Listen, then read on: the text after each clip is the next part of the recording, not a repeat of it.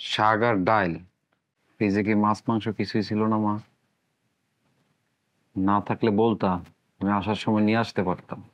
আমারে জিজ্ঞেস কেন? তোর বউরে জিগা, আমি কি রানছি? রানছে তো হ্যাঁ, হ্যাঁ কি জানে না কোনখানে কি আছে? শুধু জানলেই কি হইব নাকি? সংসারে চাবিকাঠি যার কাছে, তার কাছ থেকেও তো অনুমতি নিতে হইব, তাই না? দেখছোস, মাছ মাংস থাকে ফ্রিজে, এটা সবাই জানে। আমি কি ফ্রিজ তালা মারিয়া রাখছি? তুলি, মা তো ঠিক কথাই কইছে, ফ্রিজ তো আর তালা দেওয়া থাকে না। তুমি রান্না করতে পারো না সেটা স্বীকার করো, যে সকালে রান্না করবা। কথায় কথায় মায়ের দোষ ধরতেছো কেন? ও, মার একটু দোষ ধরছি দেখে খুব খারাপ লাগতেছে, তাই না? কই, বোর দোষ ধরলে তো একটু খারাপ লাগে না? এই তো গতকালকের ঘটনা, ফ্রিজ খুলে একটু ঠান্ডা পানি খাইতে নিছিলাম, তোমার মা আমারে কয়ে দিছে আমি যেন ফ্রিজ থেকে ঠান্ডা পানি বের করে না খাই। জিজ্ঞেস করো, আমার সামনে জিজ্ঞেস করো। এইটাই শেষ কথা না, সে আমারে আরো বলছে ফ্রিজ খুললে তার কাছ থেকে যেন অনুমতি নিয়ে তারপর আমি ফ্রিজ খুলি। তার মানে কি দাঁড়াইলো? যে সে ফ্রিজে তালা দিয়ে রাখছে। সে তো ভালো করেই জানে যে তুমি বাড়িতে আসবা, সে একটু মাছ মাংস বাইর করে রাখতে পারলো না? সে কি জানে না সেটা?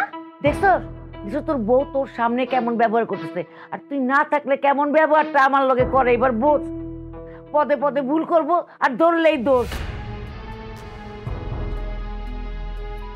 কত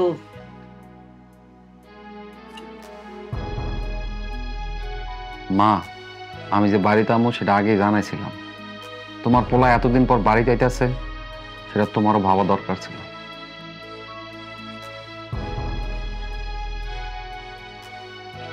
এই নাও, এখানে 10,000 টাকা আছে।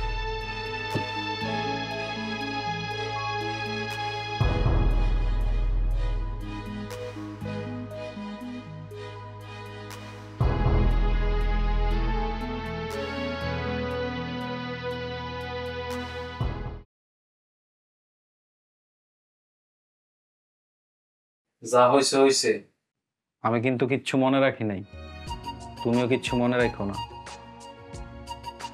অহন দুইজনের একটা জিনিসই মনে রাখতে হইব, ছুটি কিন্তু মাত্র 4 দিন, একটা দিন অলরেডি চলে যাইতেছে। খবরদার, আমারে একদম ধরবা না। আরে বাপ রে বাপ, আমি ধরবো না তো কে ধরবে? ও, এখন বউরে খুব দরকার, তাই না? কই, যখন তোমার মা আমার অপমান করলো, গালিগালাজ করলো, তখন তো একটা কথা কইলা না? তখন তোমার মনে আসছিল না যে রাত হইলে বউর কাছে যাইতে হইব, বউর সাথে ঘুমাইতে হইব? নাকি তখন এইটাও ভাইবা রাখছিলা যে মায়ের সাথে ঘুমাবা রাত হইলে? কথা বলতে বলতে সীমা লঙ্ঘন হয়ে যায় না? মানুষটা যে এতদিন পরে বাড়িতে আইছি, কারো কোনো খুশি দেখলাম না। কেন, যার হাতে টাকা দিলা সে তোমার খুশি করতে পারে নাই? এতদিন শুনে আসছি জামাই চাকরি বাকরি করে সব টাকা পয়সা বউর কাছে রাখতে দেয়, আর তুমি তুমি আজ পর্যন্ত বলতে পারবা যে বিয়ে হওয়ার পর কোনো টাকা পয়সা আমার কাছে রাখতে দিছো? উচিত কথা বলতে গেলে মুখ কালা, তাই না? এখন কি মুখটা বন্ধ হইব নাকি আরো কিছু করতে হইব? কি করবা?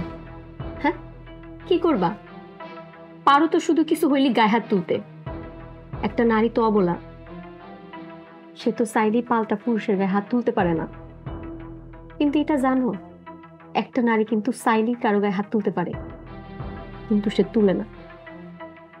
কারণ বাঙালি নারীরা আর যাই হোক দিন শেষে নিজের স্বামীরে মান্য করে। সেই স্বামীর আদেশ কই মানতাছো? এত যে কইতাছি মুখটা বন্ধ রাখতে, মুখটা বন্ধ হইতেছে না কেন? মুখ বন্ধ করার মতো কোনো পরিস্থিতি রাখছো? গায়ে হাত তোলার সময় তো একটা বার ভাবো না যে একটা মায়ের মানুষের গায়ে হাত তুলতেছো। এখানে বাহাদুরের কিছু নাই। এইবার মুখটা বন্ধ না হইলে আবারও গায়ে হাত তুলতে বাধ্য হবো কিন্তু। শিখছো তো ওই গায়ে হাত তোলাটাই। এই বাহাদুরি ছাড়া আর কি শিখছো? বউ মারতে পারলে নিজের খুব বাহাদুর মনে করো, তাই না? আর যারা বউরে দূরে সরায় রাখে তাদের সম্পর্কে তো কোনো কথাই নাই। বংশের ধারাটাই মনে হয় এরকম ছিল, বউ মারা।